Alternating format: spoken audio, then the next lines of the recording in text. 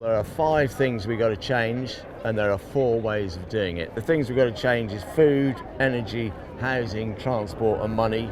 And the way we're going to change it is through consumer boycotts, campaigning, NVDA and voting. Do we buy food that has high air miles, sold in plastic, comes from the other side of the world, or do we buy stuff from the local smallholder, the local veg box scheme? It's really important because where we put our money each month supports a very different type of economy. If you, like 85% of the country, go to supermarkets, you're supporting multinational food chains with long air miles encased in plastic. If you get a veg box delivery from the local farm, there's no plastic involved. It's supporting small-scale local farmers. You can also grow your own food, but let's face it, it's a skill that not many of us have now. Second World War, somebody could grow enough food and allotment to feed their family, but those are skills that we need to refine and pretty urgently, because everybody can grow something. We live in a cold climate, everybody needs energy. But where do we get it from? Do we get it from oil and gas companies, or do we get it from renewable power? It's really important because, again, that's our vote every single month. Are we pumping money into a Babylonian oil and gas company, or are we supporting renewable energy companies? It's really key, it's really simple. They're all about the same price. It takes 15 minutes to change your supplier.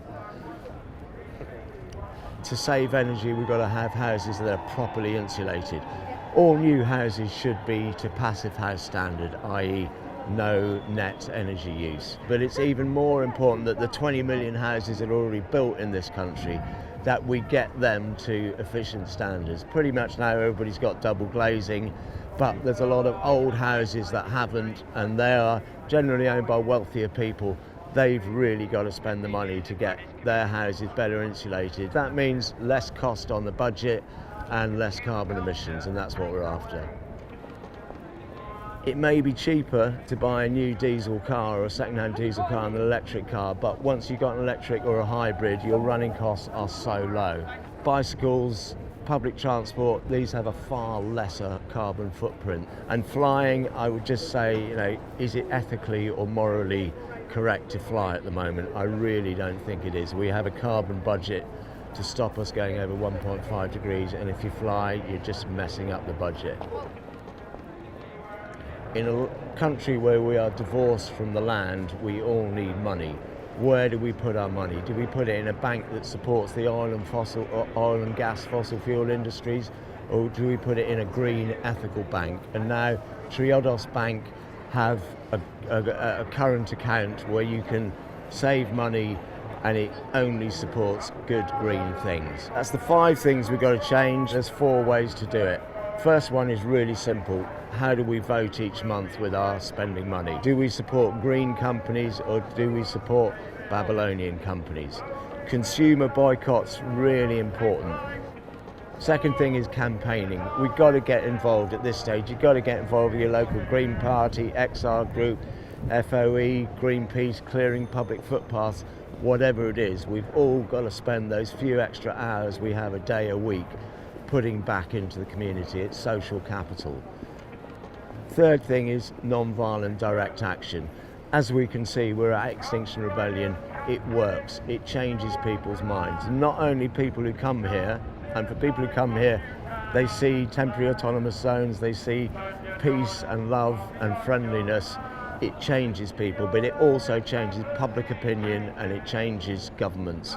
And I'm a district councillor in Mendip. We passed a climate and ecological emergency motion, and after Extinction Rebellion, our votes, we went from 3 Green councillors to 10. So, non-violent direct action works. It worries big corporations. It changes politicians' minds because it changes public opinion. And the last thing is voting. It's crazy now to vote for a politician who doesn't understand the effects of climate change. So although we don't get a vote very often, every couple of years, local, district, county, national, European elections, It's really important that we vote for people to understand climate change. We're not going to get anywhere with the government and our elected politicians who are still following those tired old lines of a growth economy. It doesn't work now, it's non-relevant. These are 5 basic things we can do, and frankly it's hypocritical of us to demand from the government to do this if we're not doing it ourselves. But we can't wait for all individuals to make the change, so this is why we've got the 3 demands to the government to change the regulations, change the parameters in which we work. But hopefully if we can do that, if we can make the individual changes, we've got a chance.